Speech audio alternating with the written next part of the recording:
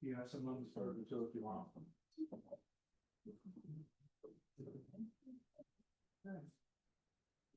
Good evening. Good evening. Apparently there was a challenge with our instructor for this evening, so just got word and jumped on. Our apologies. I'm going to get us started, and then Maggie is going to teach the rest of the session. Thank you guys for hanging in there. I'm not sure what happened to our instructor tonight, but here we are, and we're gonna do the session anyway. Just give me a second to let some people in. So are you going to basically do the same presentation, but your style? So when Maggie jumps on, she's going to do whatever session today is, and I honestly don't know which Gotcha. number it is. Do you know what number we're on? It's one of the last ones. Yeah. Yeah, you're towards the end. So I'm just going to get us started and kind of ask for some takeaways on what you have taken away so far from the start of Ignite to where you are currently, and kind of just have a discussion around what is it that we haven't gone over that you wish we did, or that you're still interested in learning on. So just kind of have an open discussion until Maggie gets on with the session material, but really just here to kind of get us started tonight. All right, so I'm going to tell a couple people that there's actually a class. okay, thank you very much. I appreciate that. And again, our apologies for the delay. We don't really know what happened yet, so we will figure that out. I'm going to let Drew know because he's the one that emailed us.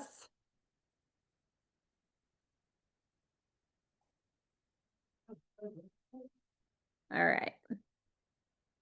All right, so I'm going to re-ask that question. Those of you that are on would love to hear, what was your biggest takeaway so far through the Ignite?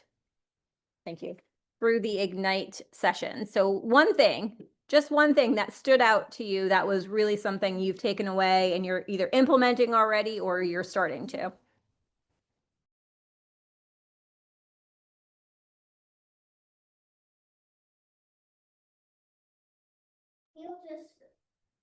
All right, I'm gonna have to pick on people.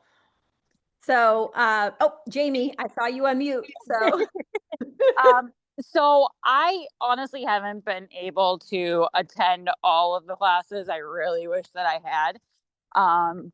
But I had something come up today that I learned that I figured I would share, and maybe had I attended all the classes, I would have learned.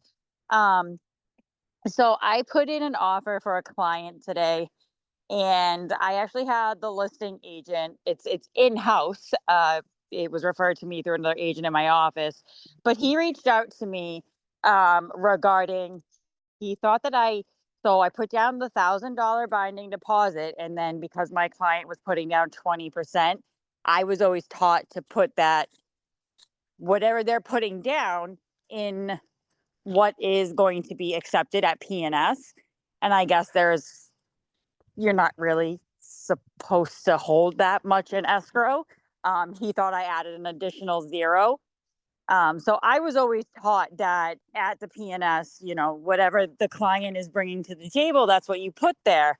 And I was taught today that it's really not that good to keep all that much in escrow, other than the amount that is actually going to cover the payout of both brokerages.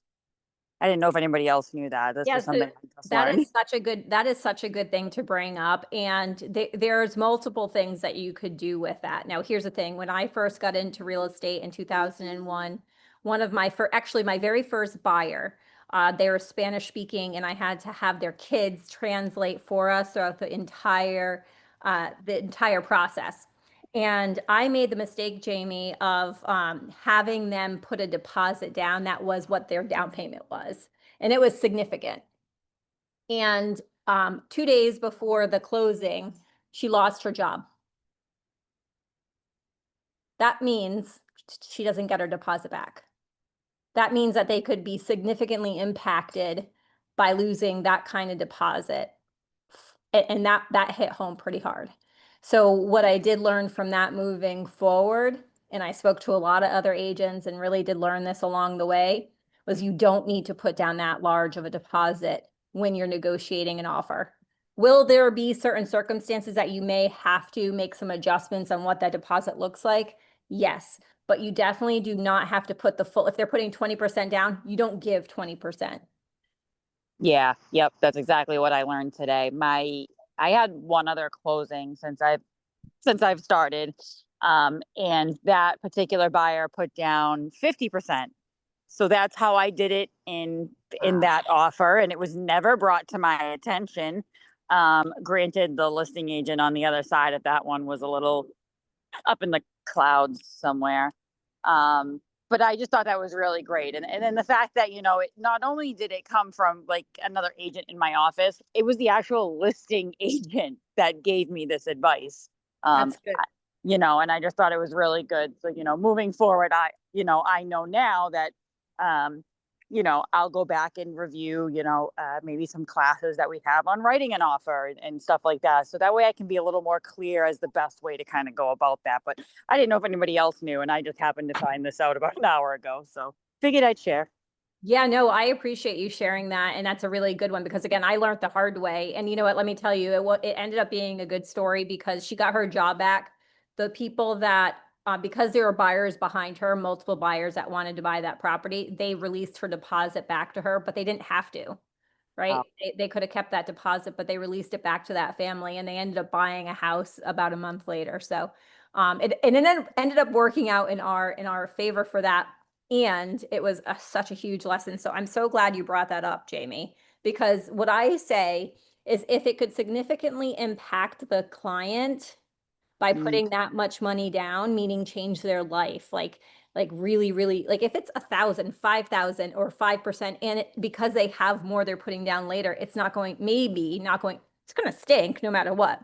But if something like that happened, would it significantly affect their life? That's what I always think of. And that's how I explain it to them when we're discussing what kind of deposit we're going to put down on a property. That's a fantastic way of explaining it to the client too. That's great. Thank you for that. Yeah, of course. Thank you for bringing it up. I really appreciate it. All right, Ben, you're off mute, so I want to hear from you. Me? Yes. So I just had a question, kind of a newbie question, since I'm just getting started. But like when you're making an offer, and you're putting down some kind of deposit and down payment, how much does that actually influence, like the deposit actually influence the sellers, Yeah, that's compared a to great. just like the price? Because if your offer is what your offer is for your total offer, but you know, does it significantly help the client if they're putting down like, you know, 80K versus 20K? So, well, here's the thing with that. It's called a good faith deposit, right? So what that good faith deposit is the buyers intend to get to the closing table. They have contingencies along the way that they're going to meet, but they intend to get to the closing table. So that good faith deposit should reflect that. If somebody puts 500, 1,000 on a 500, 600, 800 or more property, that to the seller isn't going to look like they have really great faith to get to Yeah. the closing table. So you really want to negotiate that with your client on how that looks like. And if there are multiple buyers, by the way, Mhm. that's where you want to be a little more aggressive You with have to like, it. yeah, think about all of that together. So just follow up. If um like one person's doing all cash, if you have like two or three buyers, maybe you're the highest by $5,000 your bid, but somebody else is 5,000 below and they're going to do all cash, and your client is going to put down like 60K or something. Yeah, so that's something when you're working with a buyer, you're going to want to put the terms as best you can, right? Because if they really want that property and there are other offers coming in, and if you're up against a cash offer, well, you want to try and you can't change that, right? Your people have to get a mortgage, but maybe you're going to change some other terms in that contract to make them have a better chance, maybe a shorter Do closing later time. move-in date or something. Right, Throw an exactly. extra throw an extra 10,000 or something, 5,000. Yeah, you're I gonna don't want to know. look at all the terms, not just Yeah. the price, not just the deposit, but what kind of financing, maybe you have that they are already underwritten where you've spoken to the lender and like they could close faster because they're so ready to go. There are Okay, lots of yeah. terms I would look at to make sure that you're putting their best foot forward, if that makes Okay. Thanks. But a cash offer is tough to kind of outbid, I would say, or out negotiate. Yet there are ways you could do it with the terms. So always keep in mind what those terms look like for the buyer. Hi, Maggie. Hi, Here we are. here we are. So we just started. I just asked kind of some takeaways, and Jamie was gracious enough to share something with us today, and then Ben kind of chimed in. Anyone else have any big takeaways or questions for us before Maggie jumps into the session for this evening? And again, we're sorry that we're late. Drew, anything? We got Desiree, Gina. Hi, Gina. Anybody? Hi, I'm trying to log in. I'm in between the car and my laptop right now. I know how that goes. Uh, All right. I'm gonna turn it over to you, Maggie. yes, sorry, I'm pulling up the materials, guys, so just bear with me real quick. We're getting to get to the close today. So we are at the end of our transaction. We're hopefully getting paid. That's what we're looking for. Is tomorrow the last day of Ignite? I think so. Oh my gosh. Wow, that went fast. I know. So tomorrow's last day for all of you who've been hanging in there. I know Drew for sure has been on a lot of them. I know I've seen a lot of his name. I think I've seen Ben a couple of times, I think. So you got a lot of people we've seen a lot of. So I'm excited to graduate all of you, which is great. Let's see. No one make fun of how many tabs I have. Let's see. Yeah, I'm gonna pull it out actually. Do. Slideshow. Up. Hey, yeah.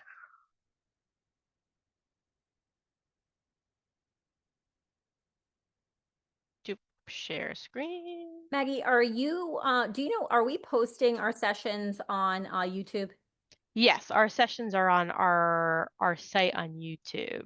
Okay. All right, Ben, I just posted where our sessions are. I don't know about the notes. I don't know if we post the note Oh, section. thank you so much. Yeah. Yeah, of I know course. some people have their own AI note taker, but I don't think there's official notes. Okay. Okay. So I think, can you guys see my screen? Yes, we can. Okay, cool. Trying to make this work for me. I usually have a little bit more time to set up. So 1 second. Sorry. You're doing great, Maggie. All right. Cool. All righty. So you guys have been through most of the process by now. We've been through negotiations and purchase and sales and offers. And so now it's time to get to the end of it here, where we talk about the close. And 1 second. 17, 18. Woof. Okay. It's really important to think of a close as more than just one opportunity. The close is sort of like the time when you're closing it out, and if you brought it all the way to the finish line, if you stumble at the finish line, you leave a lasting impression. So we want to make sure that we get through everything, and we want to make sure that we have a really good close and prepare to make sure everything's going smoothly. So we want to make sure that we do a lot of things to get ourselves ready. So today, we are gonna work on our timelines. We're going to make sure that we've reviewed everything and we've taken a chance to make sure that none of our risks, we've taken a chance with all our risks and made sure there's no more of those. And we are going to make sure we do our post-close and follow-up. That's probably the most important part of today's session, I think. But yeah, so we're going to work through all of that. Oh my goodness. Okay. All right. So it's really important to keep track of deadlines. Why is it important to keep track of deadlines, guys?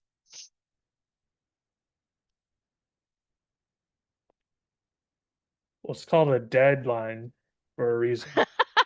That's honestly, You don't want you your are deal to correct. be dead. Yes, it is called a deadline for a reason. If we miss those deadlines, we can be in a lot of trouble. A lot of times I've seen quite a few times where agents kind of skirt past the deadline. Maybe they don't hit the offer deadline, or they don't hit the inspection deadline, or they don't hit the close deadline. And everybody sort of tacitly agrees without anything in writing to continue it. The problem is at any point in time, if you miss a date, your contract, if someone brings it up, is null and void at that point, and then we can back out without an issue. So we want to make sure that we're following our timeline. And this is where we are become those project managers. We are making sure that everything is done on time, that our appraisal came in, that the mortgage is committed, that we're going to be closing on time, everybody's on the same page. It's really important that we keep everybody on top of everything, because it's very easy for a deal to fall apart even at the finish line. So knowing how to manage those kinds of risks is really important. And so we're going to make sure that we have timelines for our contract, buyer timelines, seller timelines, and we're going to make sure that everybody hits them. Let's see.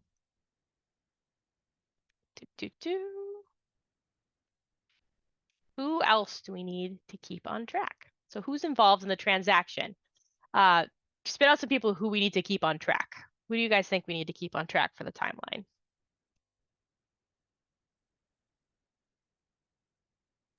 The lender. Lender, very good. The buyer. Yep.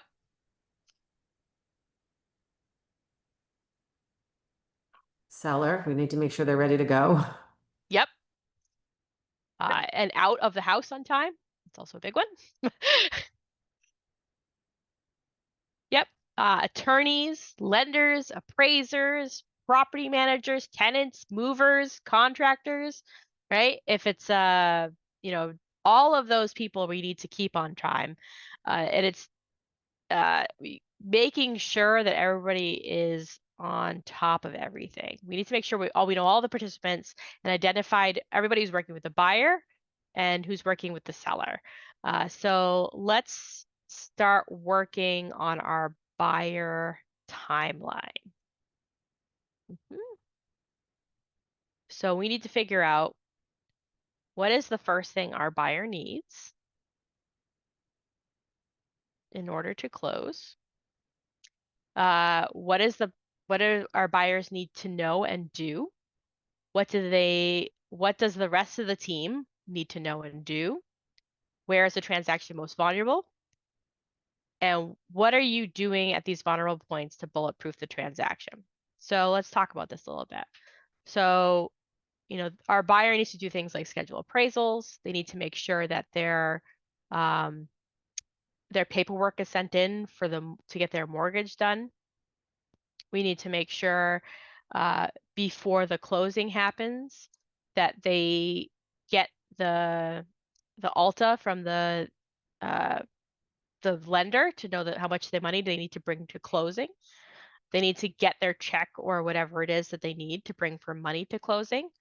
There are lots of points of failure doing all of that. So we want to make sure that we are keeping on track with all of those things for the buyer. It's important to flesh out a timeline, not only for you, but for them, to make sure that they know everything and when things are going to happen. has anybody gone over with you guys sort of materials that you create for a buyer? The buyer presentation and things along those lines. You guys went over those things. I mean, you talk about those things during the presentation, but it's also a good thing to bring this up during the whole transaction. Never leave them hanging, right? Always have something that you can give to them so that they can refer back to, so they know the timeline and that you're continuously bringing it up with them, because they will forget through the process. They've got a lot on their plate. They're moving, they got a lot of moving pieces, moving parts. So we want to make sure that all of that is happening for them really quickly.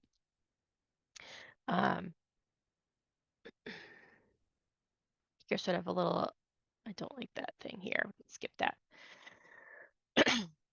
So there's good communication points for us to communicate this with the buyer.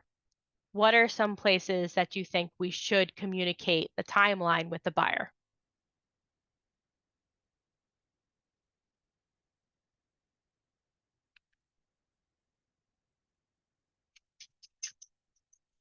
I'm sorry, what was the question again? I was just hopping into my laptop. No problem. So what are some of the best times to sort of go over the timeline with the buyer that you think? Right away.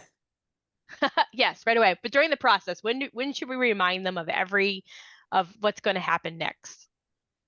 I like to keep my buyer updated. Every time something happens, I let them know what's going to happen next. Excellent. I mean, Jamie, you kind of hit the nail on the head, right? We we need to keep them informed at every step of the deal. Don't sort of, go through the motions and sort of leave them ghosted. Being that point of contact can leave a 10+ experience that's going to leave them coming back for more from you and also refer more from it to you. So you want to make sure that we're doing all of the things that we need during the whole process, keeping them appraised of the situation. There's no such thing as over communication during the process. They're never going to get sick of hearing from you. They will get sick of not hearing from you. So having that list ahead of time and then knowing, having something that you can bring back to them again and again is super important.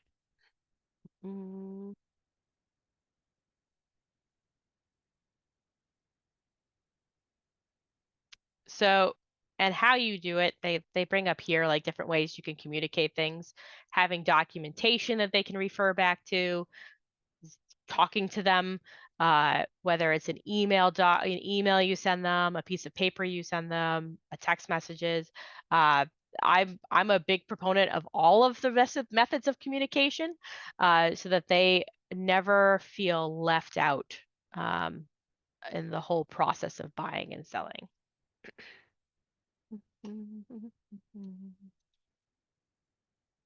All right. Now we're going to look at it from the seller side. From the seller side, who are we keeping in the loop in all of our communication? Hint, it's going to look a lot like the buyer side.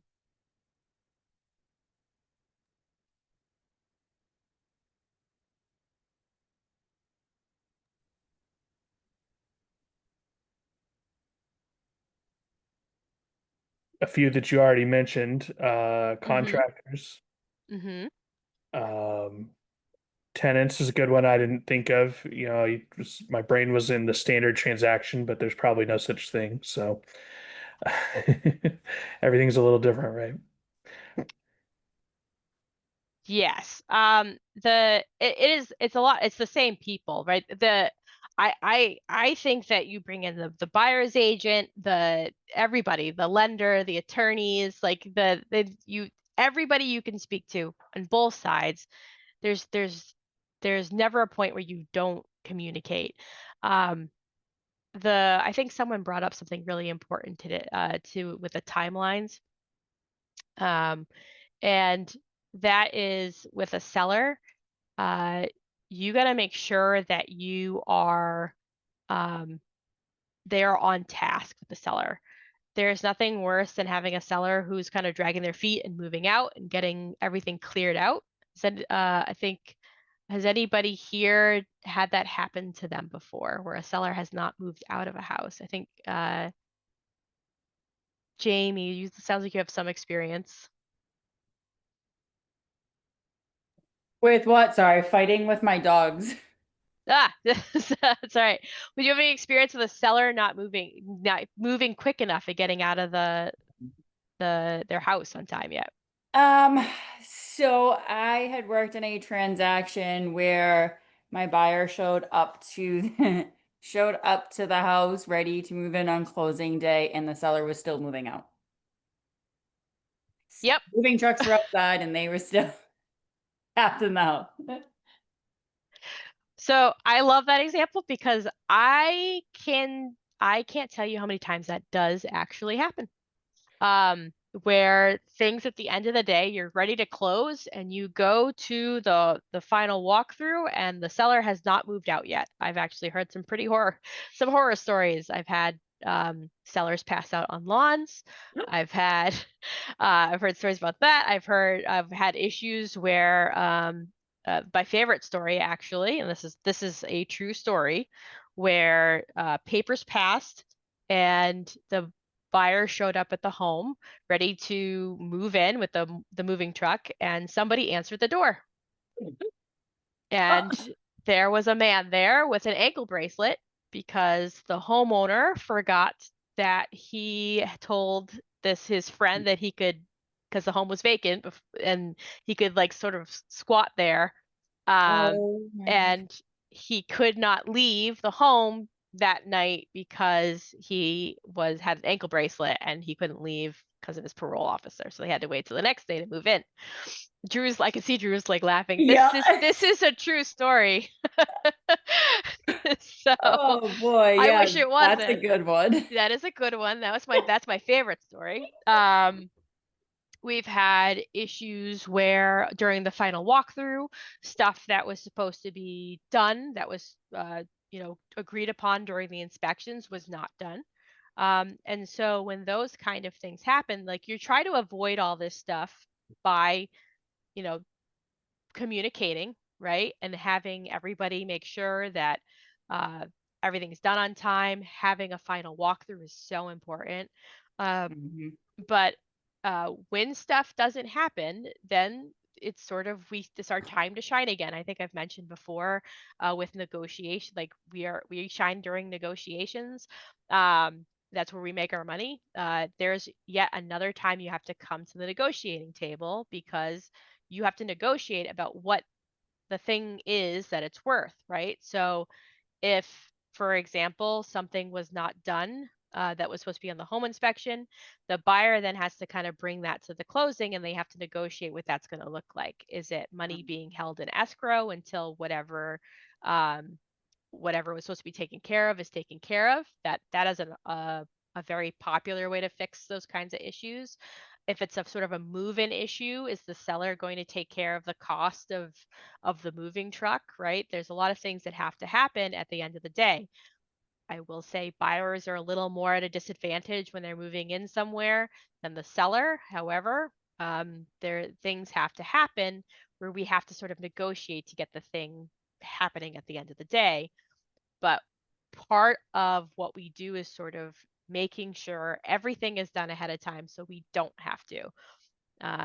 And I have seen agents like get down and dirty and help their seller like move out those final boxes just to get them out of the house beforehand, right? Checking up with your seller to make sure that everything is done, that they've done their final water read, that they've done their fire inspection, right? So there's lots of things that you have to get done in time. Kind of speaking on all of those, in order to close, a lot of places need a fire inspection and a final water read. Get those done, like schedule those as early as possible. There are lots of towns. I remember one time during a very certain period when we had lots of closings going on, it was impossible to get a fire inspection done. They were like scheduling months out. And so if you needed one last minute, you were kind of in trouble. So scheduling those ahead of time, making sure that you're good to go is a very important part of the whole process for closing. So knowing what you need to do and getting yourself ready is super important. So familiarize yourself with the steps of closing so that you can make sure that everybody is good. So a couple weeks out, check with the, if you're on the buyer side, check with the lender, make sure that we're still on pace to close. If you're the seller, check with the buyer agent, make sure we're still on pace to close, right? But check with if you're the seller's agent, check with the seller, see how they're going with the move. Same with the buyer. If your mover's ready, you're ready to go in, those kinds of things. Check with your seller in terms of, did you fix everything on our checklist? Do you need help? Do you need a vendor? Who do I need to help you get to where you need to be? There's definitely a lot of different places there. So you have to sort of put yourself in the shoes of sort of everybody in the process. Be that project manager to make sure that everything happens on time, because stuff can happen. If we get ahead of it, it'd be better. But stuff does happen anyway, and being aware that stuff can happen, and then just coming to the negotiating table. Don't panic if stuff goes wrong, right? We can fix whatever it is. You can usually happens with negotiations, get the lawyers involved, things like that. So lots of different things that we can do to make sure that we are on task with that. One thing I'd like to say, Maggie, is Mhm. communication is key. 100%. My last closing, I was on the buy side, but I said it earlier, the listing agent was kind of up in the clouds. He was not properly communicating to the seller, the timeline and how things worked. We were on day 8 of our due diligence period, and the seller hopped into our email thread and started saying that we were dragging the process along. We either needed to sign the PNS or she was putting it back on market. So I feel like he was probably not relaying how the sale process worked and how the timeline worked, and that the buyer had this time in order to do their own due diligence on the property. I tend to over communicate, if anything. Like, I will check in with my buyer or my seller every day, even if I don't have anything specific to say or any specific update. I just like to touch base, and I always go over that timeline with my client. So yeah, communication is definitely key.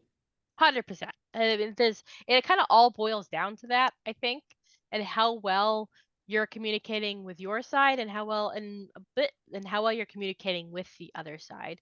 We all know that sometimes we come across buyer agents or seller agents that we work with that maybe not be the best at communicating, and so we have to do the best that we can with that.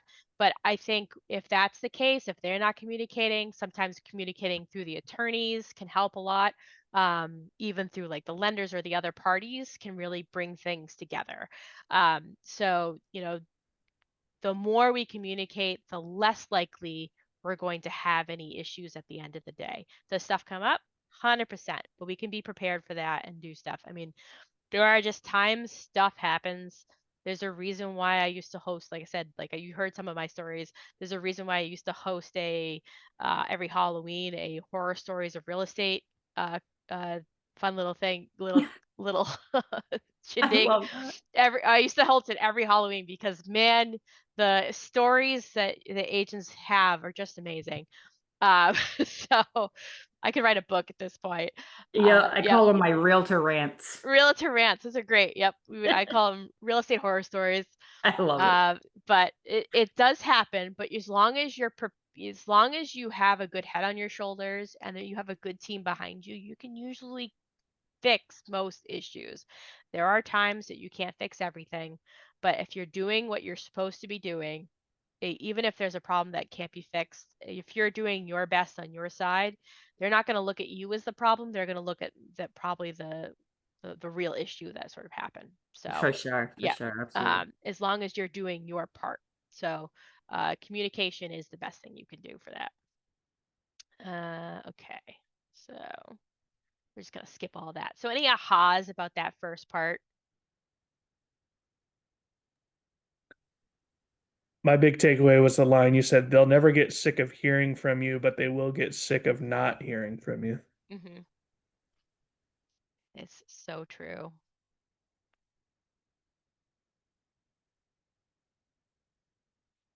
Anything else?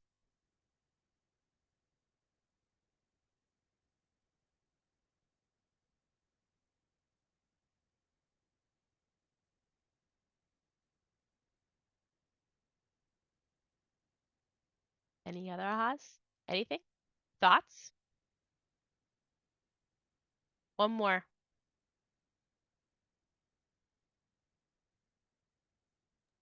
I like to show up early to the final walkthrough. And I kind of walk around the outside of the property to check that too. That might be my contractor brain, but I like to check the siding. I like to check the gutters to make sure they're all still in place. Uh, Little things like that. I don't know. Yeah, beforehand, before the actual appointment. Yeah, I Yeah. had the last walkthrough. We went there. We did find a piece of siding that was like loose, but we knew there was extra in the garage, so that was cool. And then another thing was they had the property staged, and they must have used like this really gross old mattress, and they tried to hide it in the basement, which we knew wasn't there previously. So we had to ask to have that removed. Yeah. I mean, yes, those walkthroughs are so important. I will tell you, this one happened to my parents. And this is also a cautionary tale, as well, to make sure everything is written down. Anything that's not nailed down could be taken. My parents, bought a house that had an above ground pool in the backyard, as well as a wood stove in the kitchen. And they came in for the final walkthrough, and the pool was gone, and so was the wood stove. There was just like there was like a hole in the wall where the flue was. And so uh my parents went to the closing like, you kidding me? And they ended up giving up the pool because they ended up arguing, well, the pool isn't attached, like we just took it. Okay, well, there's a big hole in the yard outside. Okay, whatever. So they ended up taking the pool, but they did end up negotiating for the wood stove because that was literally attached to the wall. So, but really does help kind of let you know to make sure that everything you want is sort of in your contracts so that doesn't come up later. That includes like curtains or, whatever else is sometimes shelving in closets. We've seen that kind of stuff come up at closings.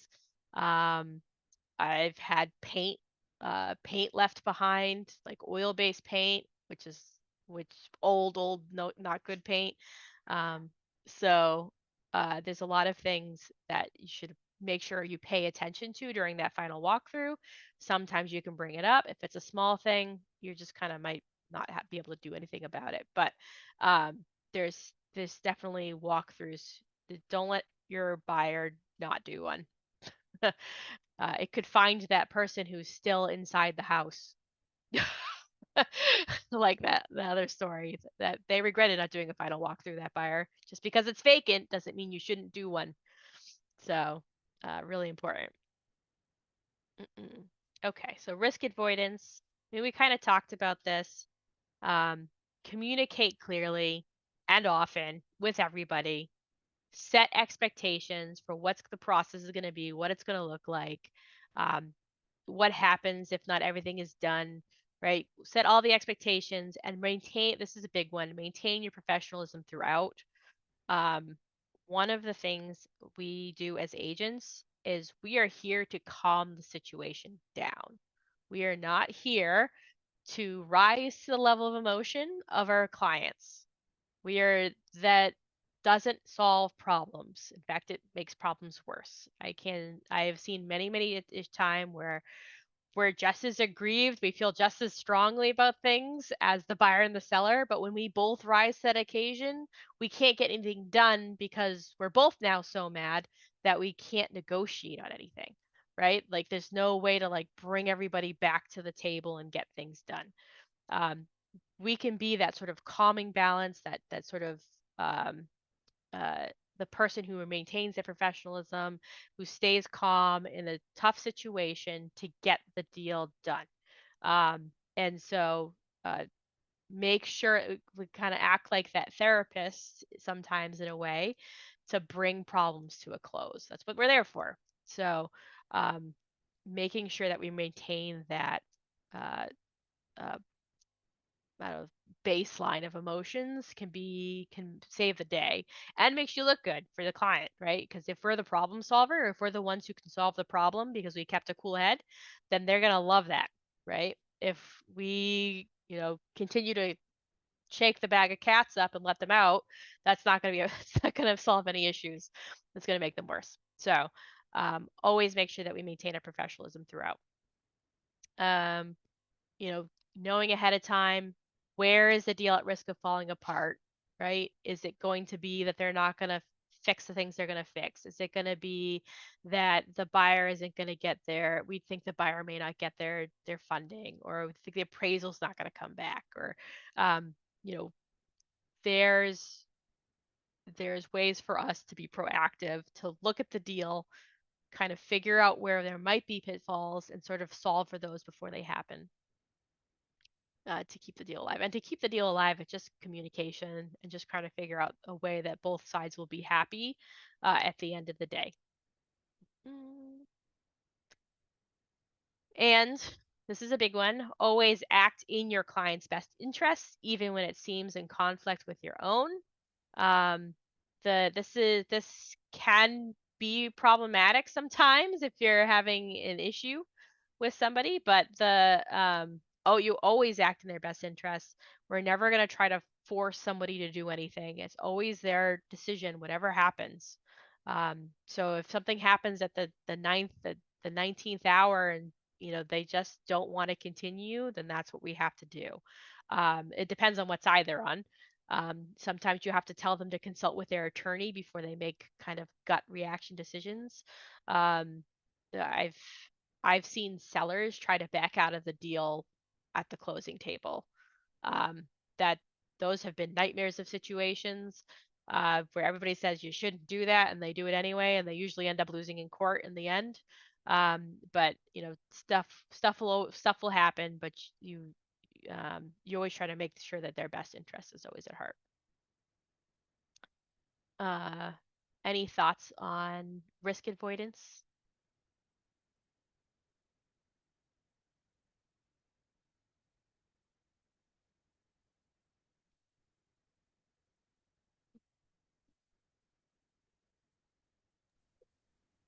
I just liked all the reminders about being a mediator. It's our responsibility to keep things more level-headed, not match our client's intensity in those moments. Yeah. Especially at the end of the deal. I would say, like, by the end of the deal, most buyers and sellers hate each other by the end of the deal. They've gone through all these negotiations. Everybody's given up a little bit of something, and so everybody's sort of kind of mad by the time they get to the end. So it's real easy for people to fly off the handle. So we want to make sure that everybody just kind of stays in it and kind of remembers that the end is where we want to get to, right? We're trying to sell that house, or we're trying to buy that house and just finish it. So it does help to remember that. Okay. So referrals and reviews, right? So it's really important to remember that every deal is worth more than one deal, right? It's always important to know that we're looking to provide the 10+ experience, because every deal is worth repeat business and referral business. So it's always worth more than one. And so we want to make sure that we're taking advantage of all the opportunities to earn our unfair share while we're doing our job. Asking for referrals during the entire process, not just at close, but during the entire process, is something that should be part of what we do. There is somebody who actually came and presented. His name is Randy Sandoval, and he is the head of the luxury division at Keller Williams. And he's got an awesome program. His program is called Aspire and Surprise and Delight. And what he does with his team is he looks at all of the big parts of buying and selling a home as opportunities to ask for referral. And he says, because people are, happy during certain times, those are the best times to ask for a referral. So he has like a whole uh, uh, program where during the entire process, like he'll give gifts and things like that, like during, he'll give a pen when it's time to sign an offer, or candles during the first open house, or things like that. And during those times, he would ask, because those are big momentous points at going to the deal. During those times, they would always ask, who, instead of saying like thank you, they would say, thank you, is there anybody else you know who I could help? Right? My business relies on referrals. If you know anyone that is looking to buy or sell, I'd be so grateful if you let me know. I intend to build a relationship of trust between us so that when you think of real estate, you think of me, right? There's different ways to ask for referrals that we should be doing throughout the entire process, not just at the very end, through the entire process.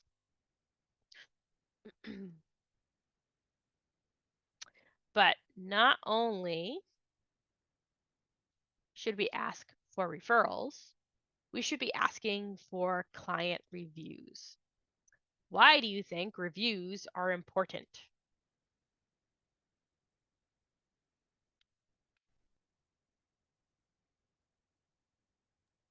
Before anyone does business with you, they're going to look you up. And so if they see a lot of positive things said about you, it's going to help them make the decision. Correct, right? There are so many reasons to ask for reviews. One of them is, hey, we have testimonials. People are going to look me up, right? They're going to go to Google, they're going to go to Zillow, they're going to go to all those places to see, hey, have other people liked them before? And that's a great thing. I will also say that things like Google reviews can do amazing things for your search engine optimization, for your SEO. Having Google reviews can make you consistent good Google reviews can actually bring you better results and searches on Google. It's also a way. I actually just taught a class on this on Monday about AI. When people search on AI for who's the best in a certain location, it's looking at reviews, not only on Google, it's looking at Zillow as well. I've noticed that. It's looking at a couple of other places, but the top two it's looking at are Google and Zillow for real estate referrals. So having consistency is also important. So we want to make sure we're getting consistent reviews. But getting reviews is good for that, as well as feedback. Is feedback good? 100%, right? We can always get good feedback and improve our services to fit the need so that we improve ourselves. So never look feedback as a problem. It's always something we can use to better ourselves. So there's definitely multiple reasons to get a review. And so we want to make sure that we're asking for it early and often. We are gonna have to do it. Usually some people have something called a sort of a post-close survey where they send it out to their buyer or seller where it asks for a referral. And do you think that the buyer or seller does it on the first try? The review? I'll guess no. 50-50 Most- shot. 50-50 shot. A lot of times you have to ask more than once, right? And that's okay. And it's not because they're mad at you, or it's not because you did a bad job or they hate you. It's just because, are they in the process of moving? Yeah, right? They can forget to sit down at the computer to go ahead and do the referral.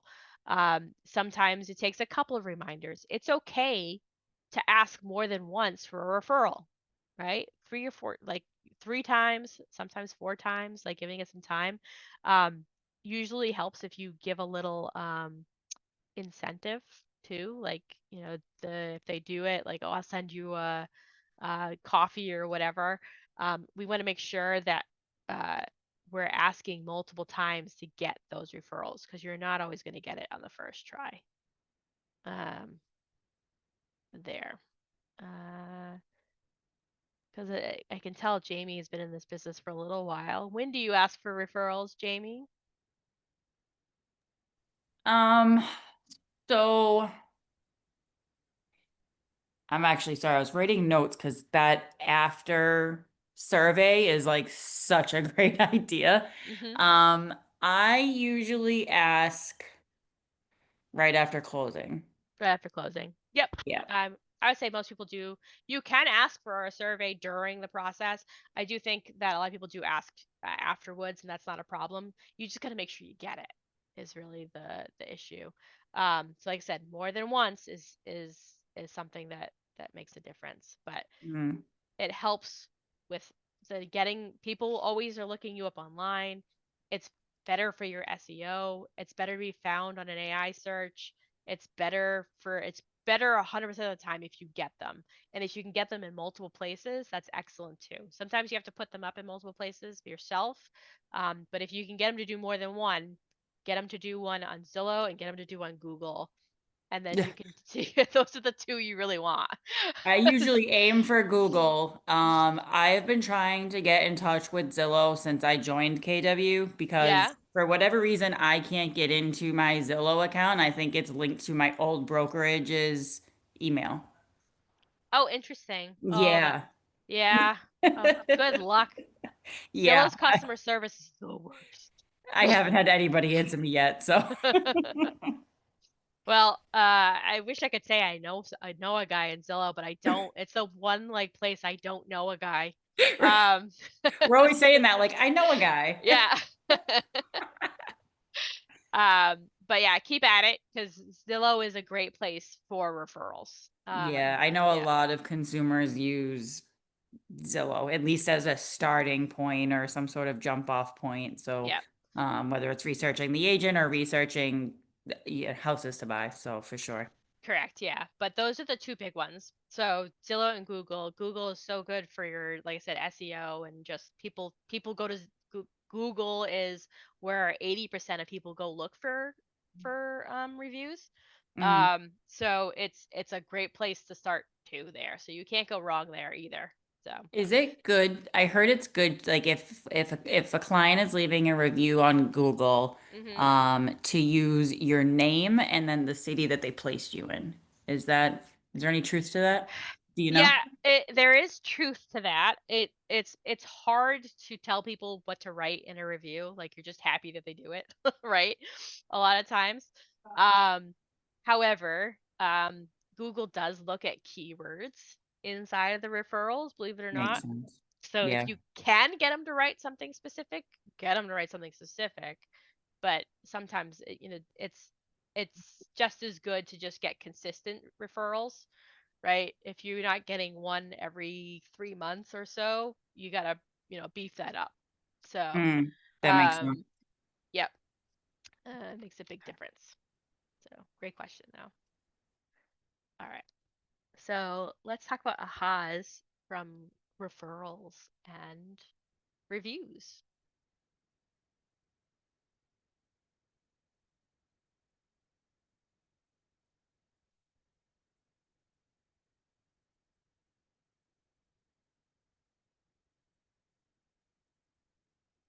Nothing.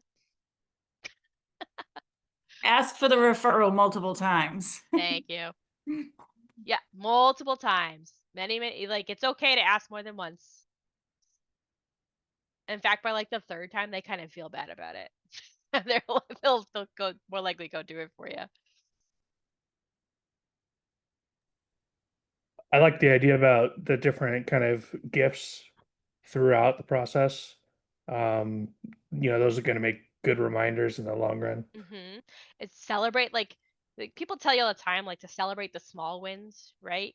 And that's the same idea. We always wait to the end to like celebrate, but if you're celebrating all the little wins in between, it changes the experience. It like sort of ups the experience just a little bit. It's kind of like handing you a bottle of water when you go shopping, right? It's the difference between going to like Target and Nordstrom to go check out clothes. They give you water and they hold your clothes for you and things like that. They don't do that at Target. So it makes a big difference if you give them that sort of 10 plus experience, right? So just sometimes those little touches, those little wins to celebrate are very good. Okay. So speaking of the post-close follow-up, what we mean by post-close follow-up, just because someone sells their house or buys their house does not mean we let it go, right? Like that means we don't disappear into the ether and don't talk to them ever again. We need to make sure that after the post-close, we have some sort of post-close follow-up. I've actually had agents do some really interesting things with clients after the fact. I've had agents like host like an informal pizza party inside the client's house when they as sort of like a happy new house party, right? Housewarming, like with a like she just goes buys a bunch of pizza and like brings paper plates and stuff, and just has like a really impromptu party for them and her, their friends. I thought that was very nice gesture. I liked that. I've had people do some other things like they give gifts at the close or things like that, but you can't stop there. You got to do more, right? Part of that post close follow up is asking for referrals, but it should be checking up with them too, right? Like it's sort of like a short term to long term, right? In the short term, there should be a couple more extra activities that you do with them. Whether you reach out and say, hey, like, how are you doing in the new house? Are there any vendors you need? Is there anything I can do to help you with sort of your move in, right? Those are great touches for like the first 90 days to do a few more than you would normally do. And then after that, you're going to throw them back onto your 36 touch, right? That you do with everybody else in your database so that you're continuously reaching out to them. We can't just stop the communication and expect to get repeat business or referrals. We have to make sure that we keep following up. So post-close plans, you can build yourself. Like you can build smart plans that send out emails and it just or send out task reminders for yourself so that you have a streamlined process for your post close. And because we should always have processes. I think one of the things that happens a lot is sometimes we treat people differently in a transaction, and we don't mean to, but we should always strive to do the same thing for every single person. It's kind of funny, actually, along those same lines. I find that when agents help friends and family, they tend to skip steps. They tend to like it's so informal. They're a friend, they're a family. They tend to skip the steps. Don't skip the steps. Do everything you would normally do with everybody else with your friends and family, because those skip steps can lead to issues. I've had people do that with friends and family, skip steps, and then things go horribly wrong, and then Thanksgiving dinner is very interesting the next time around. Never skip anything. Just make sure that you have a system in place.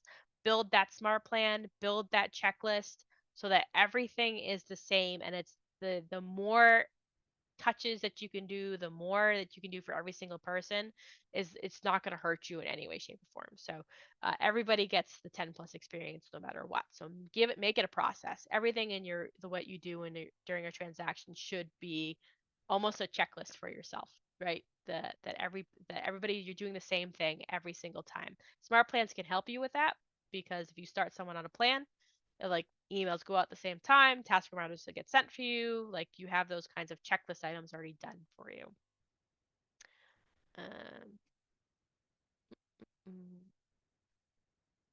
So agent follow-up, keep in touch with the agent on the other side, build relationships.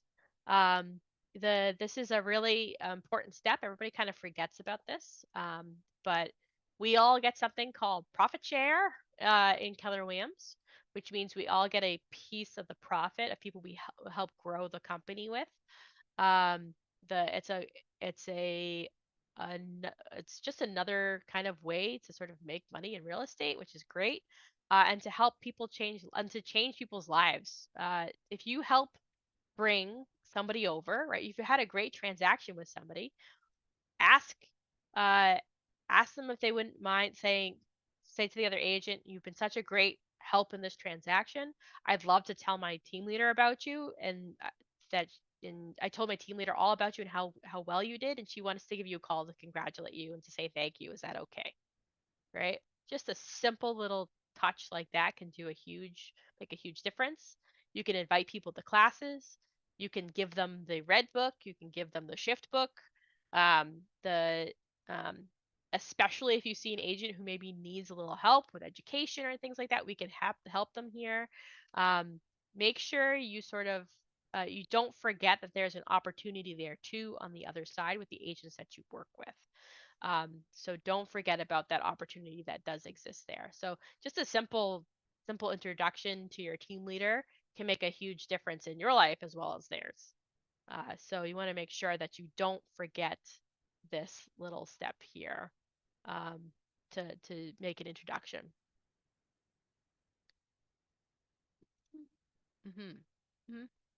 Okay, great. Any ahas about that section?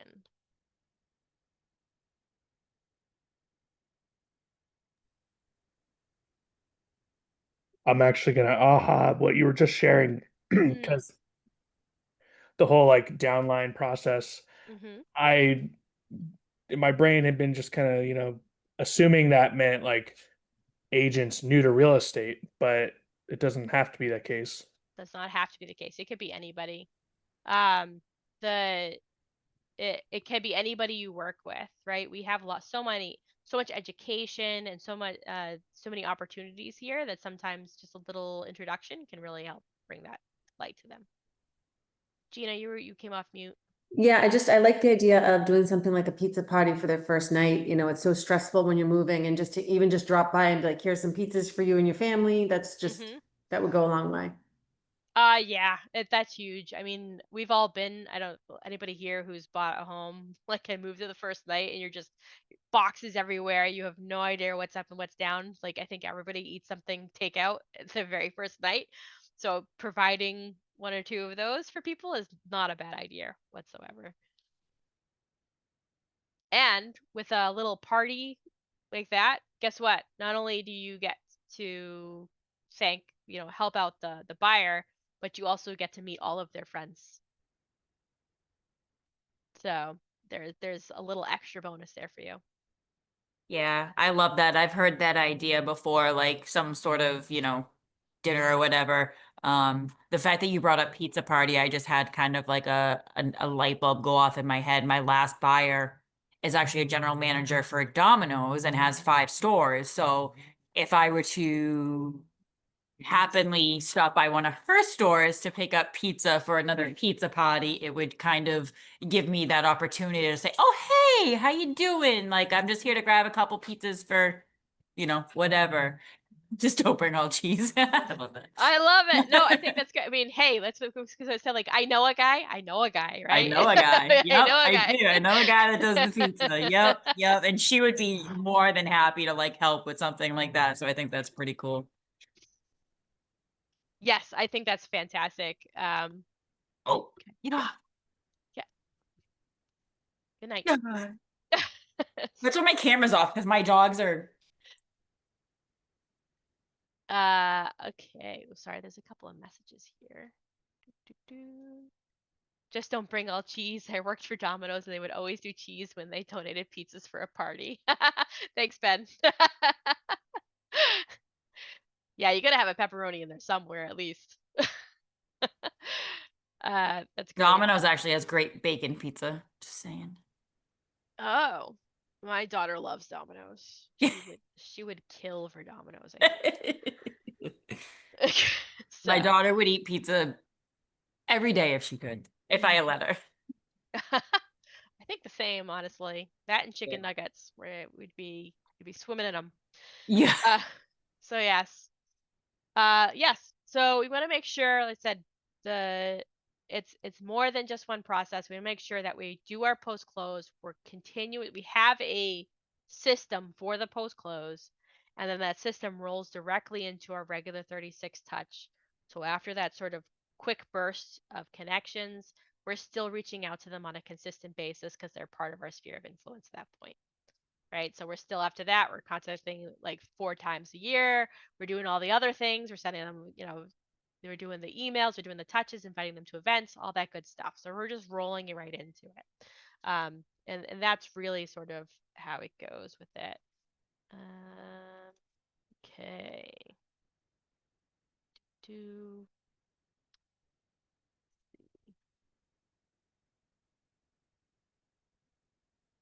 Okay. So I think that's pretty much all of today's topics. I know I kind of flew through a lot of that. I apologize. We didn't really know what was going. I knew we only had so much time because we were a little late today. But yeah, so the closing is obviously the most important time. We want to get to the end. Checks are important. We love those. I do actually want to, because I did forget to mention this. For buying and selling. Is anybody here in this an estate that holds escrow? Because I know there's like Massachusetts people. I know there's Rhode Island people. Anybody else hold escrow in your state? Anybody else here? What states do I have here?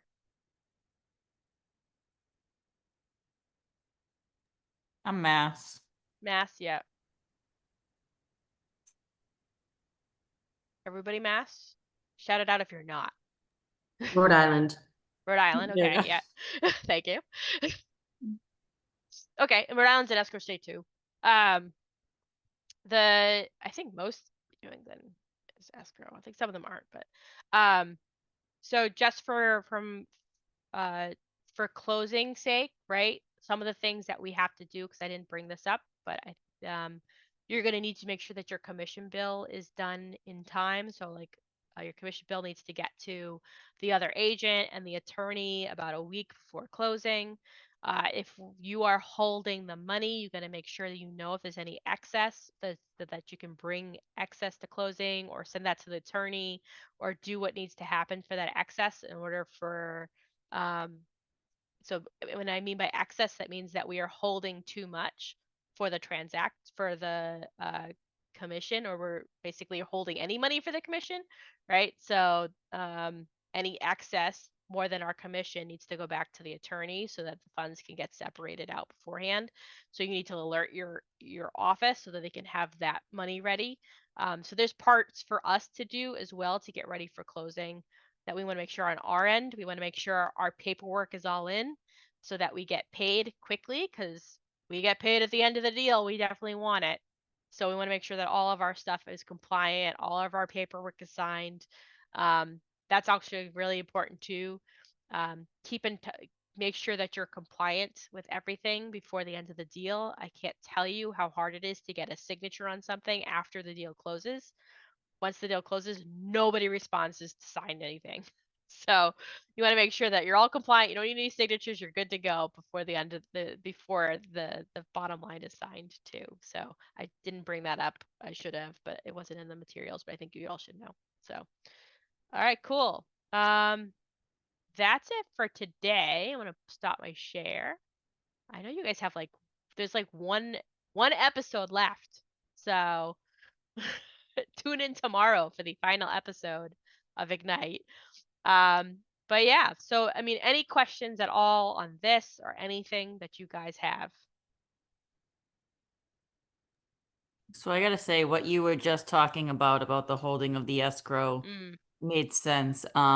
Before you hopped on earlier, I was talking about something that I had just recently learned today. I had written in an offer for a client, and I do initial, $1,000 for binding. And then because he was putting 20% down, I from my last brokerage had been taught that whatever they're bringing, that goes in as what we're bringing to PNS. And it was brought to my attention by the listing agent in my office that essentially we don't want to put that entire down payment amount into the, that escrow line of the offer, because that's everything that's technically held in escrow. And really, we shouldn't be holding more than what we need to pay out the brokerages and et cetera for the deal. Yeah, I mean, sometimes you do, right? If you want a stronger offer, especially if you're in a multiple offer situation, the more money your buyer has put down, like if you're on the buy side, the more money your buyer puts down, the more at risk they are. So they're less likely to back out. So if you want to, sometimes like if you're in a multiple offer situation, some people will put down a lot of money, like to show, hey, I'm really serious about buying this home. It is a risk, obviously, for a buyer, because anything in escrow, if they don't perform, they could lose. So Right. it's a kind of a give or take situation. I've seen everything from like from 5% to 20% Okay. in that line, but usually it doesn't go as high as 20%. I've seen, most of the time I see like 5, I would say, altogether. But I'm very glad my last couple deals haven't fallen through. yeah, I know, right? I mean, because that's at risk. Like your buyer's at Yeah. risk for if they Yeah. decide, if they get cold feet or anything like that. Like it's a lot different to leave, $25,000 on the table than, 7. So Right. yeah, there's like a big difference. So you know, there's things to think about. I can see, I know there is a strategy for putting more down. And that's going to be something that you and your buyer figure out what you're going to do for your offer. But most of the time, it's usually what's being held for commission. It's usually, like I said, 5%. Yeah. Yeah. But I mean, commission is negotiable these days, so you can get all sorts of crazy things with amounts. But whatever you put down is sort of your binding. More is better bargaining power for the buyer. Right. Yeah, but obviously more risk. So you'll see all sorts of numbers in there for sure. Absolutely. Now, and one other question, because I just found out tonight, these are actually all on YouTube. Do you know if they're already posted? I think some of them are. They have Okay. to go through a process of some editing, obviously, to get rid of like big recordings at the beginning and at the Mhm. end or things like that. But they're usually pretty quick in uploading them. So I'd like to go review the offers one. I was in it, but I was not super present. So, yeah. okay, cool. I appreciate it, Maggie. Yeah, no The only problem. one I think that's not up right now is number 5. It was like generating leads or something like that, it's still not posted, but the rest of them, I've been going back and doing them. I wonder if they Oh, awesome. Thanks, I Jean. wonder if they recorded it. Jen said they did record it, but it got taken down. There was something that, for some reason, it got taken down. Oh, They're gonna put it- actually, I did that one. I know why I got taken down, actually, because I showed my screen. Yeah, they don't like it when they didn't blur out my contacts. If you don't Oh. blur that out, they don't like that. So they have to blur that out and put it back up. So Yeah. yes. Cool. All right. Thanks, guys. I hope you have a wonderful night, and we'll see you next time. Thank Thanks you. for being here, Maggie. Yep. Yeah, Bye. thank you so much And No everybody. problem. for